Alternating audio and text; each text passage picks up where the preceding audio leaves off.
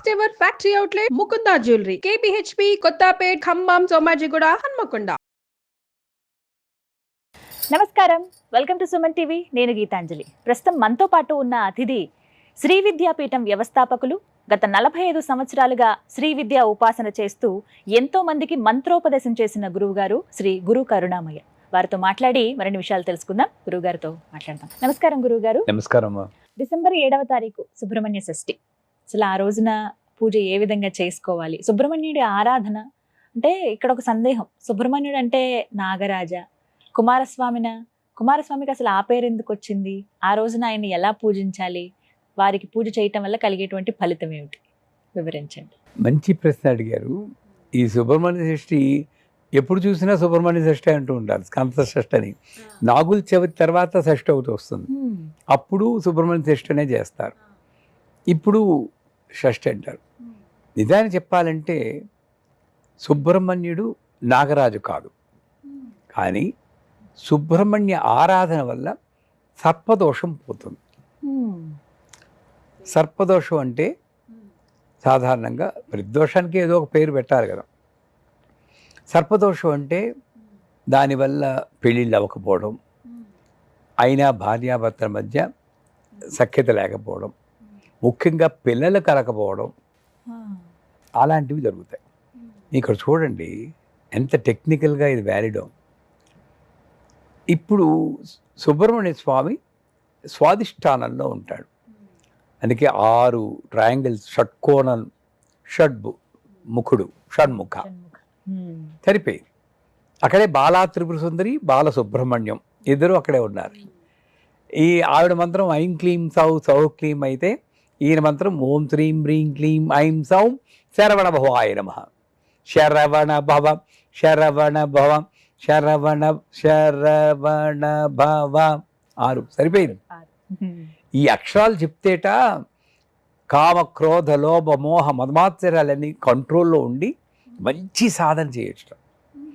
మరి ఇవన్నీ కంట్రోల్లో ఉన్నాయంటే భార్యాభర్తల మధ్య పెరిగిపోయింది కదా.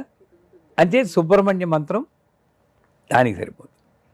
పోతే ఇక్కడ ఏముంది, ఫిలోపియన్ ట్యూబ్స్, యూట్రస్ ఆడవాళ్ళకి. సో సాధారణంగా పిల్లలు కలకపోవడానికి ఈ ట్యూబ్లో బ్లాక్ ఉండడం, గర్భసంచిలో కొంచెం లోపాలు ఉండడం, స్పెర్మ్ కౌంట్ తక్కువ అవడం, ఇవన్నీ ఉంటాయి. ఇది సర్పదోషం అన్నారు. సర్పాన్ని కంట్రోల్ చేసేది పీకాక్, నెమలి మీద ఉన్నవాడు సుబ్రహ్మణ్యుడు. అందువల్ల సుబ్రహ్మణ్య మంత్రం చెప్తే సర్పదోషం కంట్రోల్ అవుతుంది, అది సత్యం.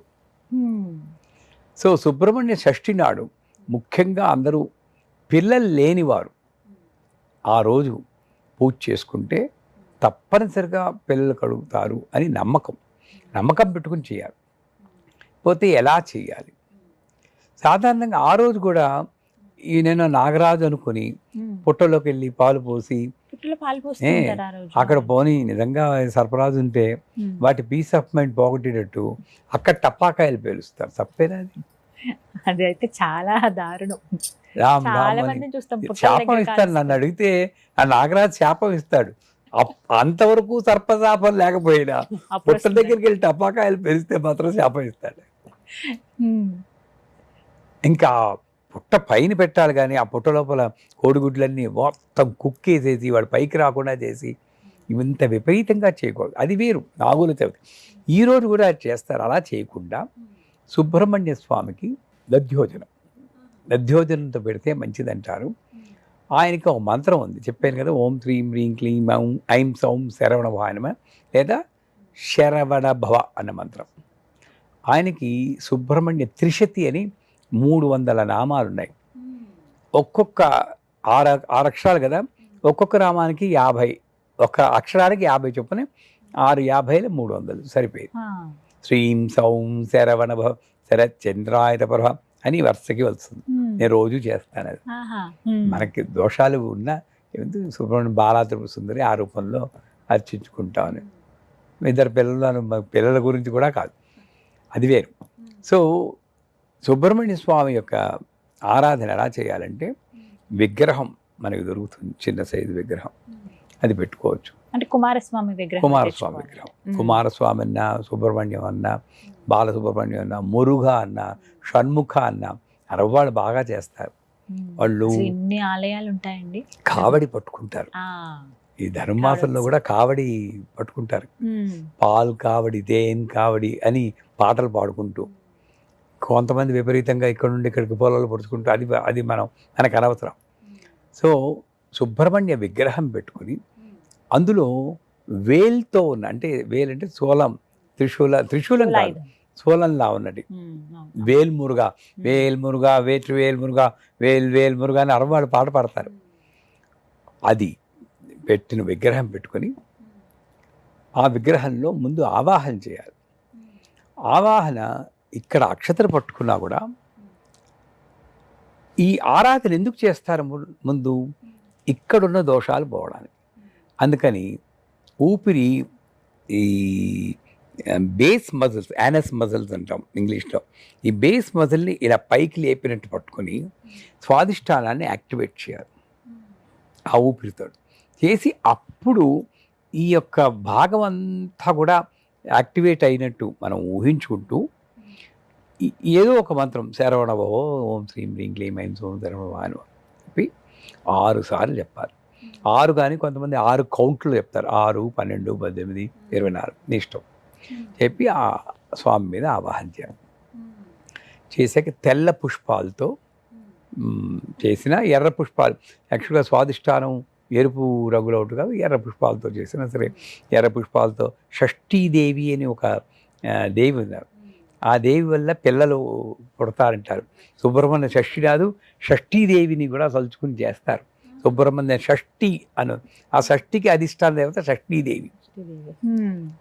ఆవిడికి ఇందాక చెప్పుకున్నట్టు ఒక ఎర్ర పుష్పం, ఎర్ర పళ్ళు, ఎర్ర వస్త్రాన్ని ధరించి బియ్యపిండి బెల్లంతో కలిపి దాంతో ప్రమిదల్లా చేసి దాంట్లో నెయ్యి వేసి దీపాలు పెడతారు. చాలా ముఖ్యం. సుబ్రహ్మణ్య ఆ రోజునండి ఎన్ని పెట్టాలండి? అలా 16 దీపాలు, 16 జ్యోతులు అంటారు కదా. 16 ఓపిక లేదు, 6 మీ ఇష్టం. 16 జ్యోతులు అంటే మళ్ళీ అక్కడ కూడా ఏంటంటే 16 దేనికి కనెక్ట్ అవుతుంది? చంద్రుడు, చంద్రకళలు 16. సార్ నా మైండ్ కంట్రోల్లో ఉంచిన ఆయన, మైండ్ కంట్రోల్లో ఉంటే 6 అరిషడ్వర్గాలు నాకు కంట్రోల్లో ఉంటాయని 16 జ్యోతులు. పెళ్ళిళ్ళలో కూడా 16 జ్యోతులు పట్టుకొస్తారు. జ్ఞాపకం ఉందా? ఆ పెళ్ళికోడు, మీ పెళ్లి గుర్తు తెచ్చుకోండి ఒకసారి. ఆ జ్యోతులు చాలా ముఖ్యం. ఇంకెప్పుడైనా సందర్భం వస్తే చెప్దాం. అమ్మాయిని తీసుకొచ్చేటప్పుడు ఏవేం పట్రావాలి అని కూడా నియమం ఉంది. ఎవ్వరూ పాటించటం లేదు ఈ రోజుల్లో. అలా ఎక్కడ అసలు పాత పద్ధతులు వస్తున్నాయి కానీ మరి ఇంత సాంప్రదాయంగా ఎవరు చేయడం. ఇంత సంప్రదాయం అంటే ఇవన్నీ చేస్తే దానివల్ల వచ్చి శక్తి ఈ అమ్మాయి కుటుంబాన్ని రక్షిస్తుందండి. తథ్యం. తప్పకుండా వీటి గురించి మాట్లాడదాం. ఎప్పుడైనా మనకి కుదిరితే వివాహాల్లో గౌరీ పూజ చేసి అమ్మాయిని ఎలా తీసుకురావాలి అని అడిగితే అప్పుడు చెప్తాం. సో ఈ బియ్యపిండి బెల్లం కలిపిన దాంతో దీపాలు పెట్టడం, సుబ్రహ్మణ్య త్రిశతి అని ఇందాక చెప్పింది, స్కంద షష్ఠి కవచం అని ఒకటి ఉంది. అది అరవంలో ఉంటుంది. అదేంటంటే అన్ని కవచాలు ఏమిటి, కవచం అంటే ఏమిటి? గణేష కవచం, మన కవచం, ఇలా ఉంటాయి అన్ని. ఏ కవచమైనా సరే శరీరంలోని అంగముల్లో ఆ యొక్క దేవతని ఆవాహన చేసుకోవడం. షష్ఠియనోకి శరవణ భవని అని అరవంలో పాడతారు. మీకు జ్ఞాపకం ఉందా? సోలమంగళం సిస్టర్స్ పాడారు, చాలా బాగుంటుంది. అది ఎంత రిథమిక్గా ఉంటుందంటే అది మీకు వీలుంటే చదవడము, లేక అరవంలో ఆ ఆడియో పెట్టుకోవడం చేసి అది శరీరంలోకి ఆ సుబ్రహ్మణ్య స్వామిని ఆవాహన చేసుకుని అది కూడా చేయడం మొత్తం చేశాక ఇందాక చెప్పినట్టు నైవేద్యం, మన బియ్యంతో చేసిన దద్దోజనం కానీ, తెలుపు రంగులో ఉన్నటువంటి ఏ నైవేద్యాన్ని పెట్టి చివరగా ఈ ఒక్క షష్ఠికే ఎందుకు చెప్తారో వస్త్రదానం చేస్తే చాలా మంచిది. దానం చాలా ముఖ్యం.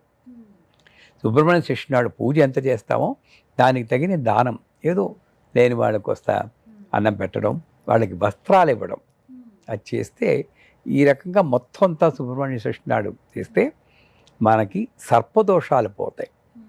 సర్పదోషాలు పోయి పిల్లలు లేని వారికి పిల్లలు కలగడం, మానసిక శాంతి. అది ఇంకోటి ఏంటంటే ఆధ్యాత్మిక సాధనలో కుండల్ని జాగరణ సాధారణంగా ప్రతి ఒక్కరు కుండల్ని అంటున్నాం. చెప్తున్నారు ఈ మధ్య. ఆ కుండల్ని అవేకనింగ్, ఓకే. అక్కడ కూడా కుండల్ని అవేకన్ అయితే ఏమవుతుంది అంటే ఈ నూదురు అదిరిపోతుంది, నాకు ఆజ్ఞాచక్రం ఓపెన్ అయిపోయింది అనుకుంటా, బాగా తలనొప్పి వస్తుంది, కాన్సంట్రేట్ చేయలేకపోతున్నాం. అవన్నీ న్యూరాలజిస్ట్కి వెళ్ళిపోవాలి మనం. దీనికి సంబంధం లేదు, కుండలికి సంబంధం. కుండల్ని అవేకన్ అయిందంటే అప్పుడు ఈ స్వాదిష్టానంలో ఉన్న వికారాలని పోయి మీ యొక్క యాటిట్యూడే మారిపోతుందమ్మా. మీరు ఇంకొక గీతాంజలి అయిపోతారు. ఇప్పుడు మంచి గీతాంజలి, అప్పుడు బెస్ట్ గీతాంజలి అవుతారు. అంత మార్పు 100% ఈ సుబ్రహ్మణ్య ఆరాధన వల్ల వస్తుంది. కుండలిని ప్రబోధం అంటే అదే. నాలో అంతవరకు ఉన్న జీవితం వేరు, ఇప్పుడున్న జీవితం వేరు. అటువంటి మార్పుని తేవడానికి కూడా సుబ్బారాయుడు షష్ఠి అంటారు. ఆ రోజు నాంది చేసుకుని అసలు ఆ రోజు ఒక రోజు ఏంటమ్మా ఏముంది, ఆయన అష్టోత్తరం చెప్పి రోజు పూజ చేసుకుంటే పోలే. ఇలా పూజ అవకాశం లేని వాళ్ళు ఆ రోజున ఏం చేయాలండి? సుబ్రహ్మణ్య షష్ఠి రోజు మంత్ర జపం, శరవణ భవం శరవణ భవం శరవణ భవం, దాన్ని మించింది లేదు. ఇంకా వీలున్న వాళ్ళు, కాస్త అవకాశం ఉన్నవాళ్ళు తర్పణం అంటారు, సుబ్రహ్మణ్య తర్పణం, మంత్రము ప్లస్ తర్పణం. దానికి సుగంధ జలాలతోటి ఒక సుబ్రహ్మణ్య రూపం చేసుకుని పసుపుతోటి, గంధంతో పసుపుతోటి దానికి తర్పణం చేసుకోవచ్చు. ఇంకా మీకు ఓపిక ఉందా, హోమం చేయక సుబ్రహ్మణ్య హోమం. Sky is the limit. అలాగని ఎక్కువ చేసి మనల్ని మనం ఐరాణ పడుకుపోకుండా నేను చెప్పినట్టు సింపుల్గా ఒక చిన్న పూజ చేసుకుని శరవణభవం ఆ రోజంతా అనుకోండి. ఎందుకు రాదు? ఆ సుబ్రహ్మణ్య అనుగ్రహం తప్పనిసరిగా వస్తుంది. మీ మాటే చలో రావాలని కోరుకుంటున్నాం అందరూ. చక్కగా వివరించారండి. నమస్కారం.